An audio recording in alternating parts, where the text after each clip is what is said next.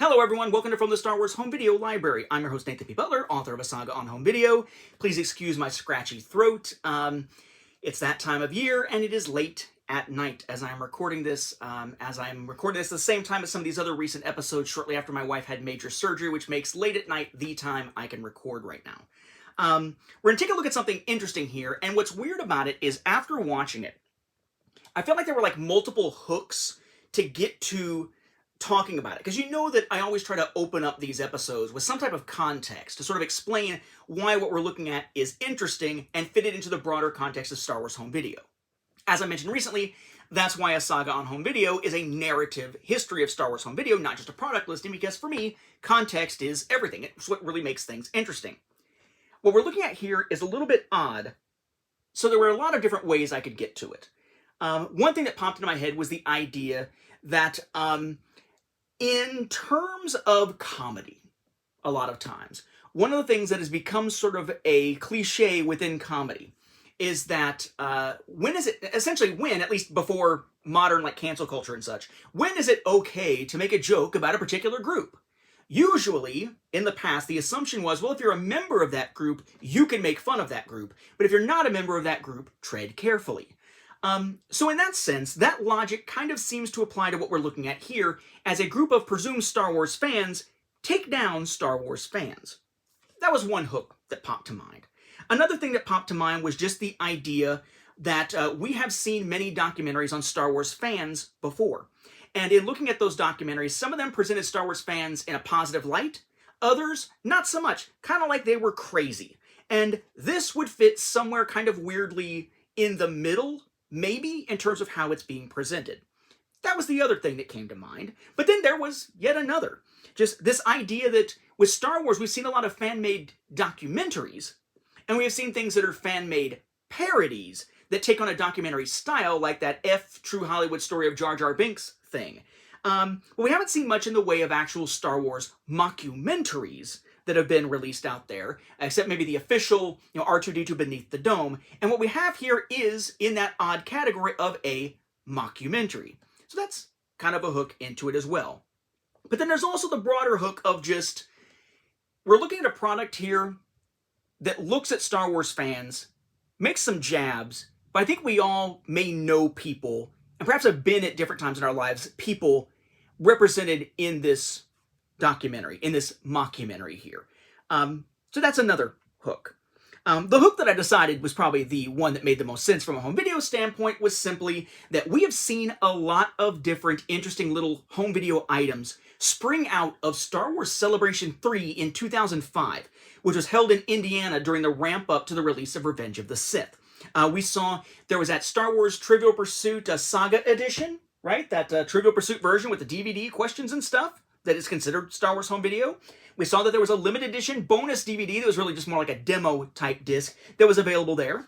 The It's a Big Universe Making of a Star Wars audiobook DVD was available at Celebration 3, as was the Sideshow Collectibles Promotional and Alliances Formed DVD. So we have seen some specific home video releases, granted minor ones, coming out of Celebration 3. So Celebration 3 was kind of one of the few times a Celebration was sort of a hotbed of Star Wars home video type stuff.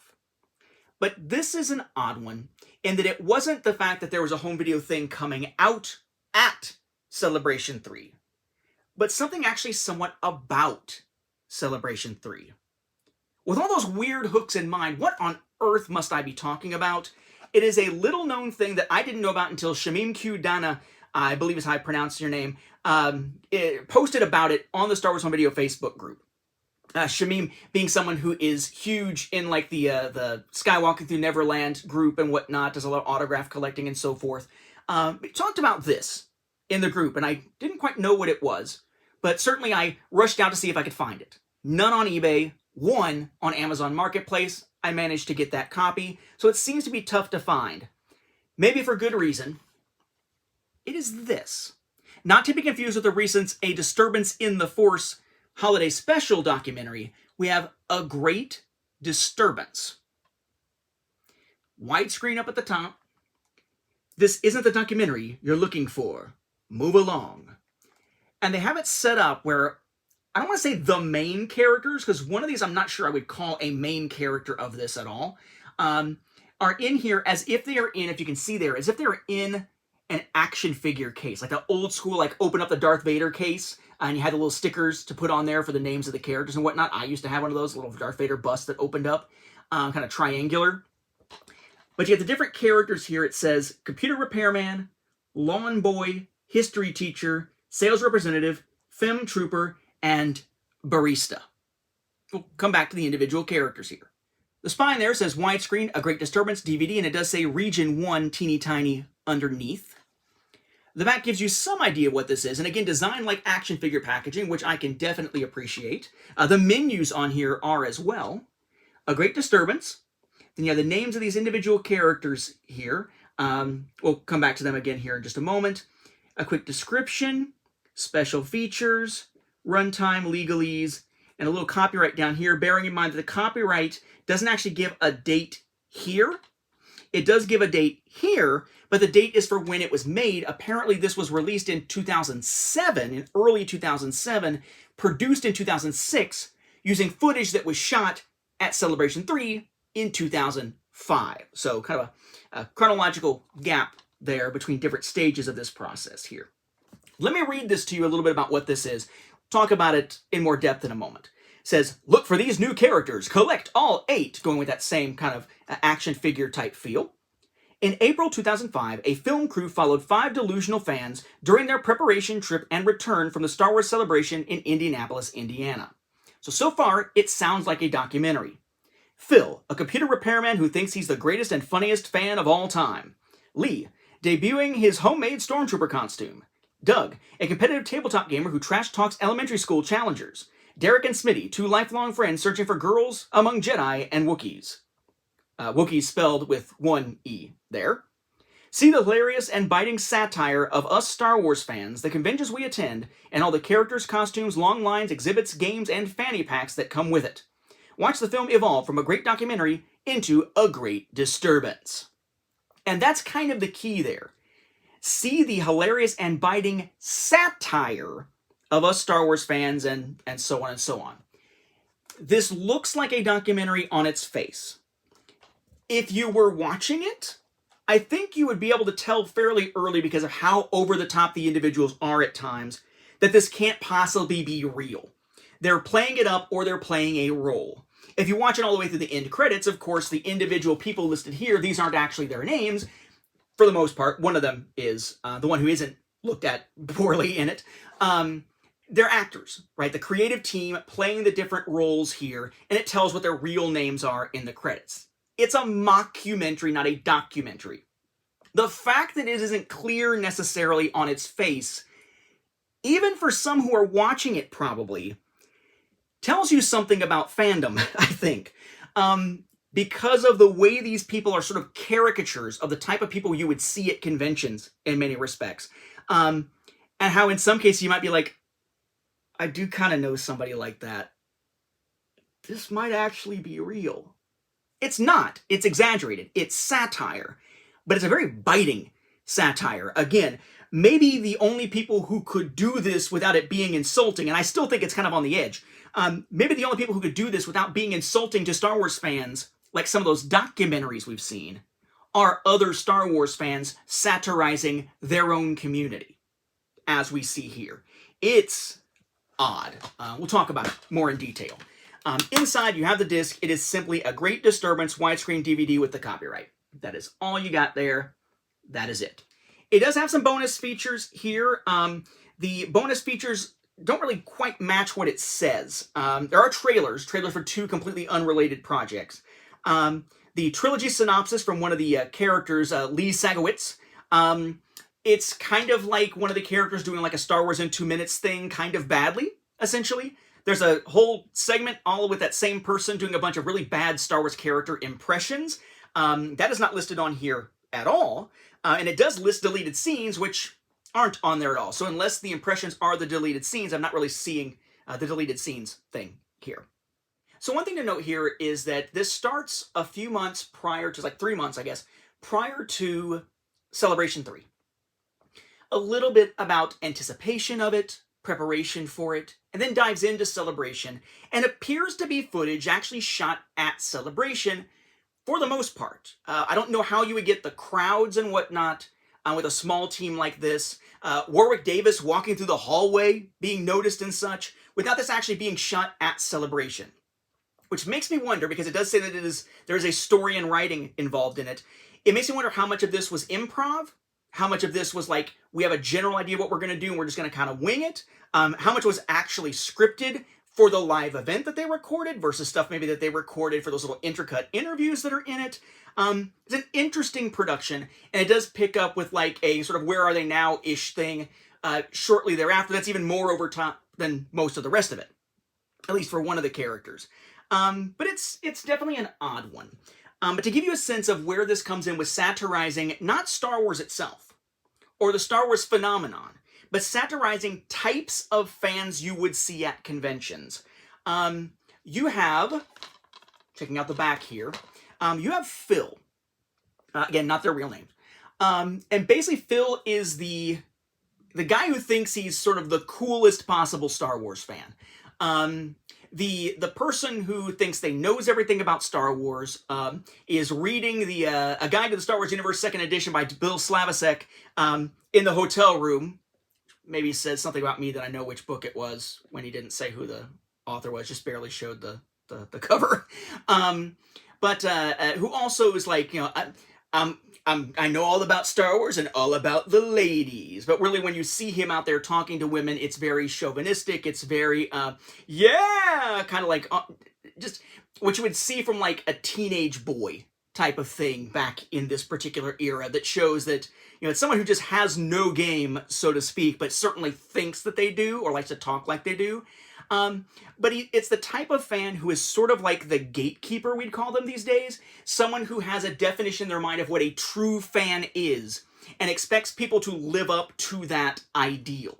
Someone who, when they go to a Star Wars celebration and see someone dressed up as like Elvis Presley as a stormtrooper, flips out because that's not screen accurate stuff. That's not okay in their mind. A film trooper, someone who, you know, is dressed up in kind of, a film trooper being the thing where like there would be a costume that's like stormtrooper armor, but done up in a very feminine way, different than what we would eventually see with female stormtroopers in Star Wars. And that's not screen accurate, so bad.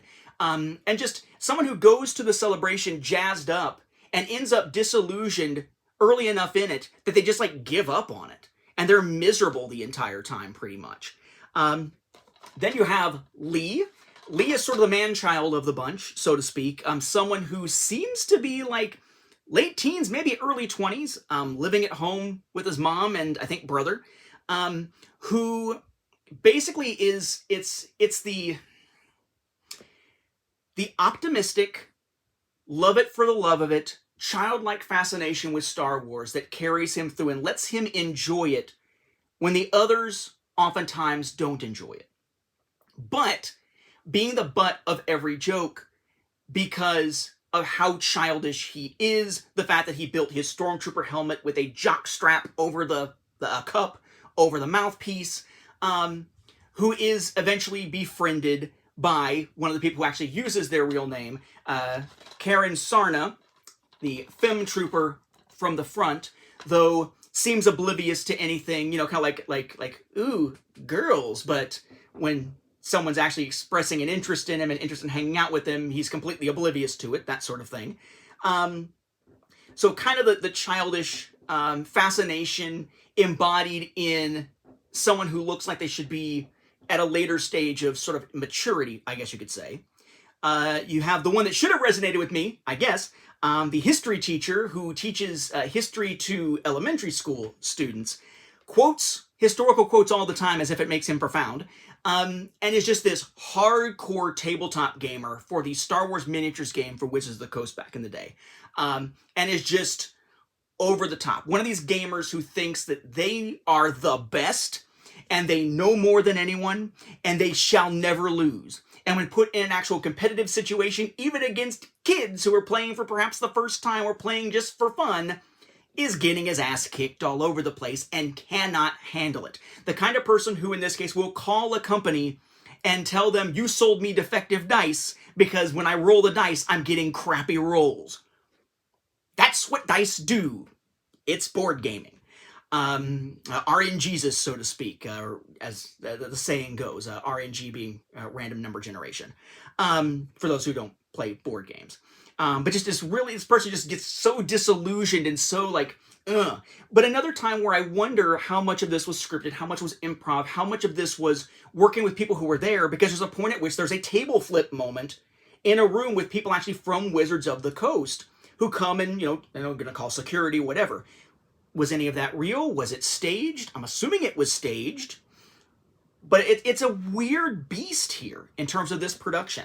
Then you also have, listed on the back here, you have Lindsay, who is briefly noted. We'll get to the other two here in a second. Lindsay, who's briefly noted, shows up briefly, kind of setting up some stuff for the end. You then have a protester who is there protesting, just Jar Jar Binks, essentially there. A person on the crew, not like an actual protester or anything. And then you have the duo of Lindsay, Smitty Smith, and Derek Alberts. And basically, Smitty is kind of like the most sort of standard Star Wars fan. He likes Star Wars. He wants to go to the convention. It'll be his first time going to a convention. He wants to go. He finds things interesting. Wants to have fun with it. Kind of a normal guy, it seems like, but has a roommate who's sort of mooching off of him. The Kato Kalin to his OJ, if I can make that type of reference and have anybody get it, but anybody in my generation probably would. That basically just is an asshole. He's the guy who's like, he's there because he's tagging along with his roommate. He wants to find a bar as soon as he can, find women as soon as he can, doesn't care about any of it, mocks it, calls people nerds all throughout. It's just an unpleasant person to be around at a Star Wars or sci-fi type of convention. Someone who just thinks he's too damn cool to be there, when really he's just kind of a douchebag. So all of these, think about those types of descriptions. When you go to a Star Wars convention or any sci-fi convention, or a lot of message boards these days, you see those kinds of people. And this is kind of calling that out, but doing so in a way that it's not a satire meant to be funny. It's a satire meant to take those stereotypes and just twist the knife into them of just how bad and unpleasant they can be, except for Smitty, really, and to some degree Lee. So it's hard to see. Again, it's one of these things where it feels like if this was being made by someone as a documentary, saying these same things, it'd be on par with some of those other ones we saw that were very deriding of Star Wars fans. But because this is a mockumentary, a satire made by Star Wars fans about Star Wars fans, it puts it in a weird place where it seems like, I guess it's more accepted, but at the same time, I don't know. I have a hard time with the phrase mean-spirited, because I don't think that if it's satire and these people are sort of using themselves to make fun of that type of culture at the conventions, that it's meant to be mean-spirited. So much as that it just doesn't let up and give you many moments of levity, like real levity, to make it sort of satire you can laugh at. It's more satire that's like watching a train wreck and being glad you're not in the train wreck. Essentially here. It is that kind of biting satire that does certainly have its place. It's the, a lot of satire, a lot of classic satire is kind of like that, where it's not satire meant to sort of lampoon in a funny way, but satire meant to sort of take the reality of the situation, give it a little bit of a twist into the absurd, and use that to really drive home how bad something is, and how inappropriate something is, or how we should avoid doing or being something. And that's kind of what this is. I don't know how to describe my feeling after watching, except perhaps to call it a great disturbance, because I really don't know how to feel about it. It is certainly unique within Star Wars fan-made documentaries / mockumentaries, and things that are available out there for the Star Wars home video library. I do think that this falls somewhere between the more positive documentaries and the more negative documentaries. In between is this mockumentary that maybe from a position of sort of love from the inside takes a more negative stance to point out those issues. It's a weird one.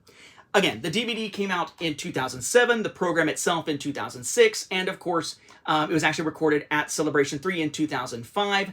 For what it's worth, you can find this entire documentary streaming on YouTube on the creator's website. You just look up A Great Disturbance. You can watch the entire thing without having to hunt down the DVD itself. But if you do want to find the DVD, it is out there, just seems to be somewhat difficult to come by. I'm glad I was able to get a copy to put in my Star Wars home video library. It certainly is a unique piece in this case.